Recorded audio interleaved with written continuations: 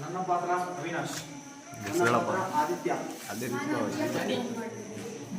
ನಾನು ಸೋಲಿಗೆ ಸಮುದಾಯದ ಹಿರಿಯ ನಾಯಕ ಬೊಮ್ಮಯ್ಯನ ಪಾತ್ರವನ್ನು ನಿರ್ವಹಿಸುತ್ತಿದ್ದೇನೆ.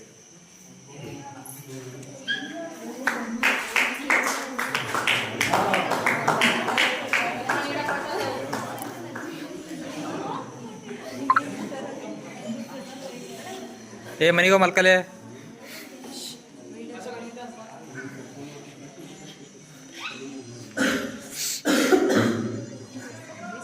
ಅಜ್ಜಿ ಅಜ್ಜಿ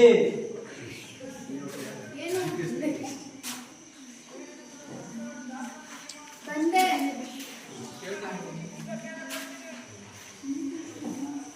ಅಜ್ಜಿ ಅಜ್ಜಿ ಬಂದೆ ಇರು.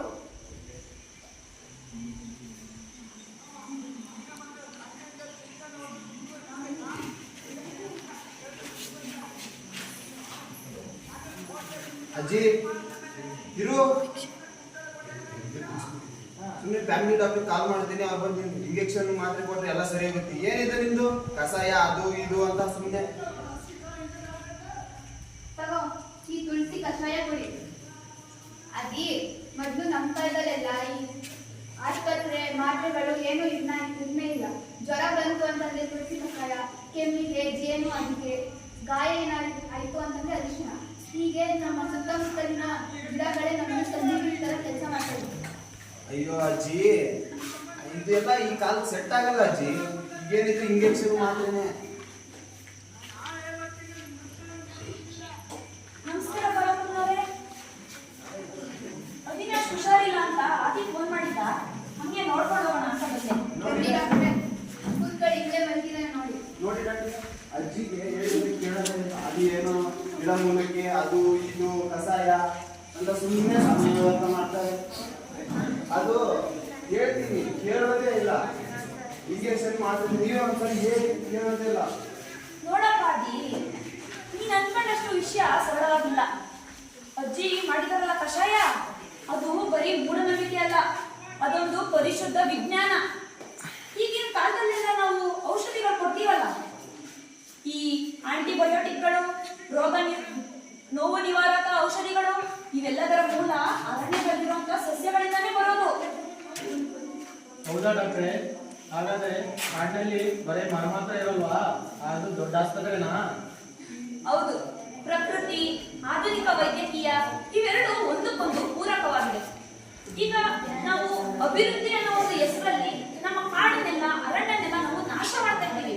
ಹೀಗೆ ನಾವು ಅರಣ್ಯನ ನಾಶ ಮಾಡ್ತಾ ಇದ್ರೆ ಮುಂದಿನ ಪೀಳಿಗೆಗೆ ಮುಂದೆ ನಾವು ಔಷಧಿಗಳನ್ನ ತಯಾರಿಸಬೇಕು ಅಂದ್ರೆ ಅದಕ್ಕೆ ಸಸ್ಯಗಳೇ ಇಲ್ಲದಂತಾಗುತ್ತೆ. ಪಾರ್ವತಕ್ಕ, ಓ ಪಾರ್ವತಕ್ಕ, ಮಗುಗೆ ಹುಷಾರಿಲ್ಲ ಅಂತ ಗೊತ್ತಾಯ್ತು. ಅದಕ್ಕೆ ಕಾಡಿಗೆ ಹೋಗಿದ್ದೆ. ಹೋಗಿ ನೆಲ್ಲಿಕಾಯಿ ಬೇರು ಕಾಯಿ ಶುಂಠಿ ತಂದಿದ್ದೀನಿ. ಇದನ್ನ ಹಾಲನ್ನು ತೆಗೆದು ಕೊಡ್ಸು, ಎಲ್ಲ ಜ್ವರ ಓಡಾಗುತ್ತೆ. ಒಮ್ಮೆ ನಿಂಗೆ ಇದೇ ಬೇರೆ ಔಷಧಿ ಹೇಗೆ ಗೊತ್ತಾಗುತ್ತಲ್ಲ? ನೋಡ ಅಂತೆ ಮಗನೇ, ಕಾಡು ಅನ್ನೋದು ಬರೀ ಮರಗಳ ಗುಂಪಲ್ಲ, ಅದು ನಮ್ಮ ಬದುಕು, ಅದು ನಮ್ಮ ಔಷಧಾಲಯ. ನಮ್ಮ ಸಾವಿರಾರು ವರ್ಷಗಳ ಹಿಂದೆ ನಮ್ಮ ಪೂರ್ವಜರು ಅದೆಷ್ಟೋ ಗಿಡಮೂಲಿಕೆಗಳ ಗುಣವನ್ನು ಅರಿತು ತಿಳಿದು ಪರೀಕ್ಷಿಸಿ ಅವುಗಳನ್ನು ನಮ್ಗೆ ತಿಳಿಸ್ಕೊಟ್ಟಿದ್ದಾರೆ. ಅರಣ್ಯವೆಂದರೆ ಬರೀ ಅದು ಮರಗಳ ಗುಂಪಲ್ಲ, ಅದು ನಮ್ಮ ಬದುಕು. ಅದನ್ನು ಕಾಪಾಡಿಕೊಂಡು ಹೋಗುವುದು ನಮ್ಮ ಹಕ್ಕು.